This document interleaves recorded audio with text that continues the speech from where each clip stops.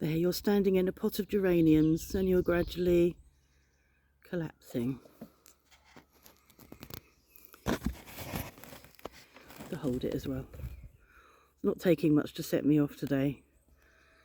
I've just come, we've been up for quite a while and I went back up to the, I'm now referring to as the boudoir.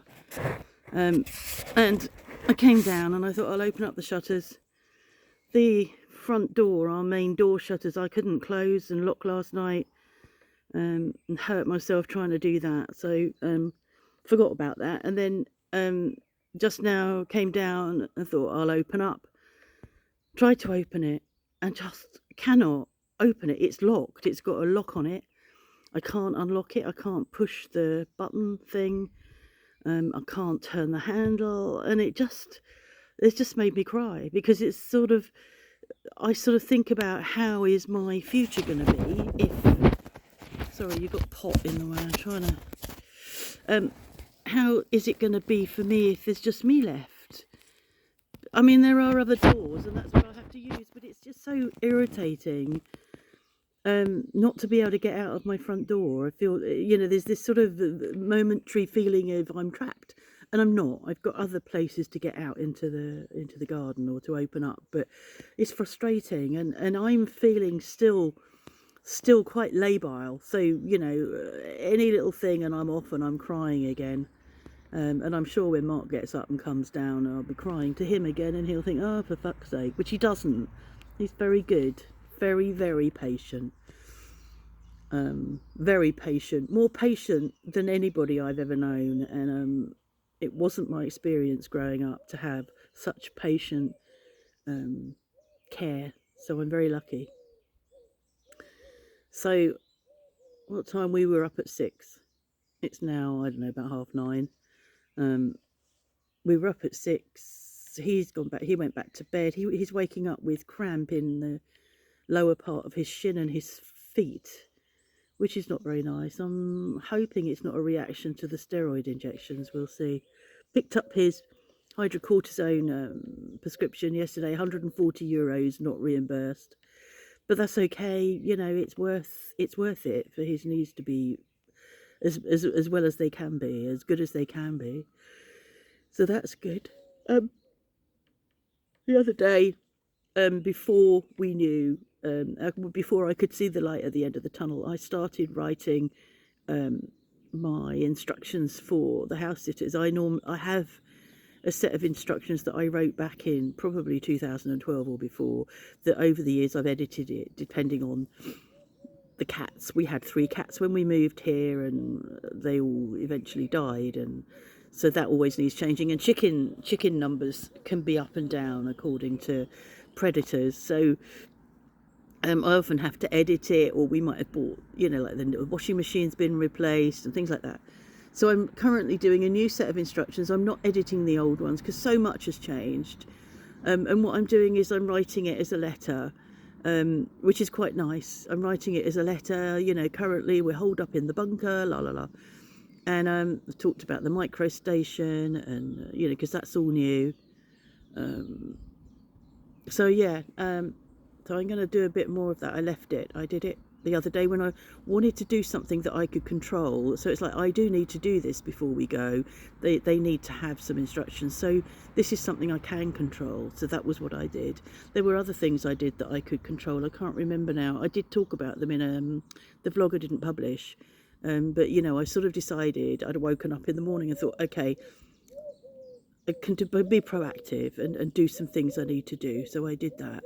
Oh, I know. I booked a taxi to pick us up at Montparnasse to take us to the hotel at the airport. Oh God, excuse me. So I did that, and I think I did a third thing. So it felt good to be doing. It's making my neck ache holding this. It's good to be doing stuff that I could control, because I felt completely out of control. If I wasn't so pissed off about not being able to get out the fucking shutter, and I wasn't still so tired, I'd be feeling really quite elated today about. I do feel good. I feel really good knowing that it's coming. and that, you know, Easter, let's get Easter over, and they're just going to keep going. And I didn't. I mean, I'm sure that he said yesterday that you know, that they'll get going on Thursday and Friday, and he said he could put more than 2 people on it. So I mean, they're just going to push a thing and get it. It will certainly be done by, today is Saturday. It will certainly be done by the week after next, which is really good. It gives us loads of time. Loads of time. Well, it does, though. It gives us more time than I thought we'd have. And I checked in with Vicky last night, and she's coming to do a clean before the house sitters arrive. I still don't know what date they're arriving. I still haven't spoken to them. Need to talk to them this weekend. I do want them to, if they can, to be here at least 2 days before we leave. It would be nice to spend time with them, and nice to be able to just gradually, you know, do stuff with them. You know, go down and close the chickens up, go down and let the chickens out, sort the feeding out, and just take them to meet Claire, take them to meet Manuel, because I think it will be useful that they've got him up the road if they've got anything they need help with, and Cleo would like to meet them, and so that's really nice. Sort of gradually introduce them to the surroundings. So I'll talk to them at the weekend, this weekend, I hope. It's a bit cool out here. Lots of pigeon activity, but then there always is at this time of year. Well, I found a pigeon last year. One of the pigeons, well, I thought they might be wood pigeons or whatever they are, but I found a dead one on the drive last year, I think. So it's a shame that they get caught. I don't know who caught it. I'm not sure it was Jazz, who's laying up on the log pile in the sun. It's probably quite warm in the sun, but I'm sitting in the shade over here with my back to the house. As you can see, look, I'm nearly matching. No, I'm not. The shutter. So that shutter is where I would normally sit with my desk, and Mark took I have fly netting up there just stapled to the window frame, and he took that off yesterday because it needs to come off for them to be able to paint. But you also need to be able to, oh god, sorry, you also need to be able to get out, put your arms out and bring the shutters in and close them, and we've not been doing that. We've been coming out here and closing them from outside, and then using an old bit of bent bamboo to push against them to hold them shut. It was like other shutters further down have had pots, big plant pots, rested against them to hold them shut. So it's really nice that they all have a good mechanism on them to shut them. I just hope that there's an adjustment that can be made on this front door one so that I can actually use it, because that is that's important, really, isn't it? It's quite important. Yeah, so 17 years ago we got married. We've been together 23 years, and he proposed to me in France on our way back from France, trying to persuade me to go and see a fucking tank. So he sort of offered me various bribes. None of them were suitable, and he went, "Oh, well, I'll marry you," which made me cry. But then it doesn't take a lot to make me cry. So yeah, that was, and then we married just before we came to France. We married in April before we came to France, because we just thought it would be easier, which it may well have been. I think we thought it might be easier to be married as we came for the bureaucratic process. It probably wouldn't have made any difference, but at the time, you know, you don't know that, you know. So yeah, we got married 3 months before we left for France, and it was a really nice day. The people that were there were the people that we wanted there, and yeah, it was lovely. I spoke to my granddaughter yesterday, who was 6 yesterday. I keep thinking she's older because she is. So her dad, my son Phil, is 6'2", and she's tall, and she's always seemed at least a year older than she really is, but she was 6 yesterday. So I spoke to her, and they're just moving because he retired from the RAF last year. They've had a long wait in their RAF quarters before they got their eviction notice. So they've done quite well, really, because it was a nice house they were in. But eventually they got their eviction notice, and then they struggled to find somewhere that for them. They want to rent because they have other plans. They don't really want to buy yet.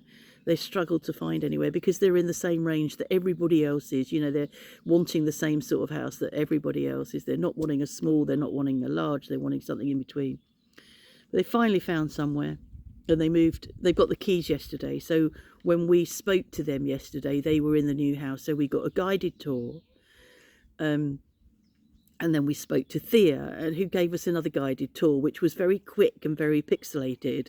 And it was her birthday, and well, I asked her what presents she got, and we sort of swung round and looked at the presents because it was so pixelated. I had no idea what she got. We spoke to my grandson, her brother, who is